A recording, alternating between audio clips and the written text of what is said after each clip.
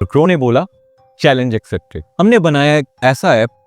नमस्ते दोस्तों, आज हम एक ऐसी खबर की गहराई में उतरने जा रहे हैं जो न केवल भारत की आर्थिक और कूटनीतिक चतुराई को दर्शाती है, बल्कि वैश्विक मंच पर हमारे देश की बढ़ती ताकत और आत्मविश्वास को भी सामने लाती है।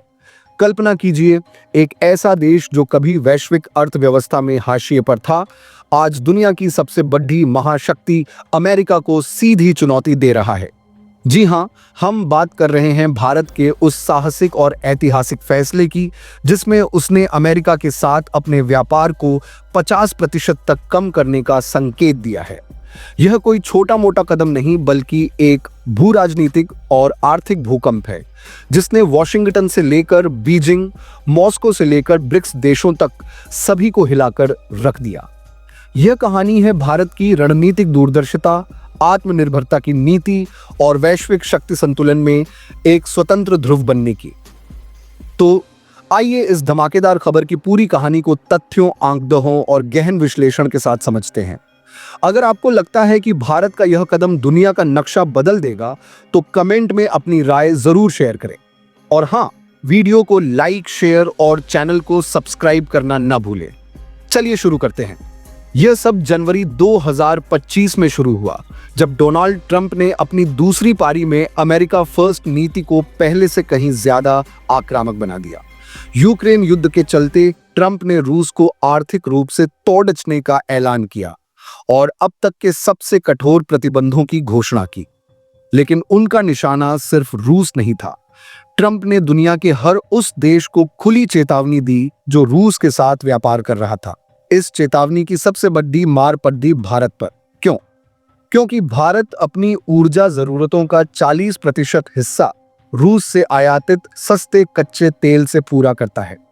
2024 के आंकड़ों के मुताबिक भारत हर दिन रूस से 1.8 मिलियन बैरल तेल आयात कर रहा है, जो वैश्विक बाजार की तुलना में 15-20% सस्ता है। इस सौदे ने भारत को 2022 से अब तक $17 अरब की बचत कराई है। यह रकम न केवल भारत की अर्थव्यवस्था को स्थिर रखती है, बल्कि पेट्रोल डीजल की कीमतों को नियंत्रित करके आम जनता को महंगाई से बचाती है। यह तेल भारत की ऊर्जा सुरक्षा की रीराइच है और इसे छोड़ देना मतलब अपने ही पैरों पर कुल्हाड़ी मारना था। लेकिन ट्रंप ने भारत को सीधे निशाने पर लिया। मार्च 2025 में वॉशिंगटन ने भारतीय निर्यात पर 25% टैरिफ लगाया। यह टैरिफ स्टील, एल्यूमिनियम, टेक्सटाइल और ज्वेलरी जैसे क्षेत्रों को लक्षित करता था। लेकिन जब भारत ने रूस से तेल खरीदना जारी रखा, तो अगस्त 2025 में ट्रंप ने दांव और बढ़ा दिया। उन्होंने टैरिफ को दोगुना कर 50% कर दिया और 25% अतिरिक्त जुर्माने की धमकी दी। यह दुनिया के किसी भी देश पर लगाया गया सबसे बड़ा टैरिफ था। भारत के 87.5 अरब डॉलर के निर्यात का 55% हिस्सा, यानी करीब 48.2 अरब डॉलर का व्यापार इस टैरिफ की चपेट में आ गया। सबसे ज्यादा प्रभावित हुए श्रम गहन क्षेत्र जैसे टेक्सटाइल, जो भारत के 40% निर्यात नौकरियों का आधार है, और चमकदार उद्योग, जो पश्चिम बंगाल और तमिलनाडु जैसे राज्यों की अर्थव्यवस्था की रीराइचान है। उदाहरण के लिए, कोलकाता के चमकदार निर्यातक, जो अमेरिका को सालाना 1.2 अरब डॉलर का माल भेजते हैं, अब 70% नुकसान की आशंका जता रहे हैं।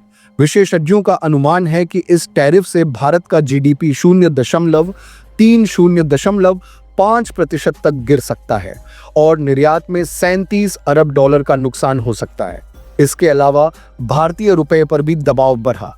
2025 की तीसरी तिमाही में रुपया 3% गिरकर 84.5 प्रति डॉलर पर पहुंच गया। ING और ब्लूमबर्ग जैसे थिंक टैंकों ने चेतावनी दी कि लंबे समय तक निर्यात में मंदी भारत के चालू खाता घाटे को 2% तक बढ़ा सकती है। यह आर्थिक संकट की स्थिति थी, लेकिन कुछ क्षेत्र जैसे फार्मास्यूटिकल्स, सेमीकंडक्टर और ऊर्जा उत्पाद इस टैरिफ से बचे रहे। भारत की फार्मा इंडस्ट्री, जो अमेरिका को 16 अरब डॉलर की दवाइयां निर्यात करती है, ने अपनी आपूर्ति श्रृंखला को बनाए रखा। फिर भी यह टैरिफ भारत के लिए एक बड़ा झटका था, खासकर उन छोटे और मध्यम उद्यमों MSME के लिए जो अमेरिकी बाजार पर निर्भर है। लेकिन भारत ने इस चुनौती को चुपचाप सहने के बजाय एक साहसिक और बहुआयामी जवाब दिया। विदेश मंत्री एस जयशंकर ने संयुक्त राष्ट्र में साफ कहा, भारत अपनी ऊर्जा सुरक्षा और राष्ट्रीय हितों को किसी तीसरे देश के चश्मे से नहीं देखता। यूरोप और चीन रूस से भारत से कहीं ज्यादा तेल खरीदते हैं, फिर सिर्फ हमें क्यों निशाना बनाया जा रहा है? भारत ने जवाबी टैरिफ लगाने से परहेज किया क्योंकि अर्थशास्त्रियों का मानना है कि इससे व्यापार युद्ध और बिगड़ हट सकता था, जिसका नुकसान दोनों देशों को उठाना पड़ता। इसके बजाय भारत ने 3 स्तरों पर रणनीति अपनाई।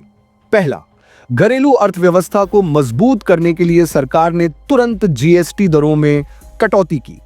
जरूरी वस्तुओं पर जीएसटी 5% और कुछ उत्पादों पर 18% तक कम कर दी गई। इससे घरेलू खपत में 12% की वृद्धि हुई, जिसने निर्यातकों को राहत दी। उदाहरण के लिए टेक्सटाइल एमएसएमई को स्थानीय मांग बढ़ने से 20% तक नुकसान कम हुआ। दूसरा, भारत ने अपने व्यापार को विविध करने की रणनीति तेज कर दी। जुलाई 2025 में भारत ने यूके के साथ एक मुक्त व्यापार समझौता FTA पर हस्ताक्षर किए, जिससे टेक्सटाइल और ज्वेलरी निर्यातकों को 2026 तक $10 अरब का नया बाजार मिलने की उम्मीद है। यूएई के साथ ऊर्जा और निवेश समझौते हुए, जिसके तहत भारत को $4 अरब का अतिरिक्त निवेश मिला। अफ्रीका के साथ व्यापार वार्ताएं तेज हुईं, खासकर नाइजीरिया और दक्षिण अफ्रीका के साथ, जहां भारत ने खनिज और कृषि निर्यात बढ़ाने की योजना बनाई।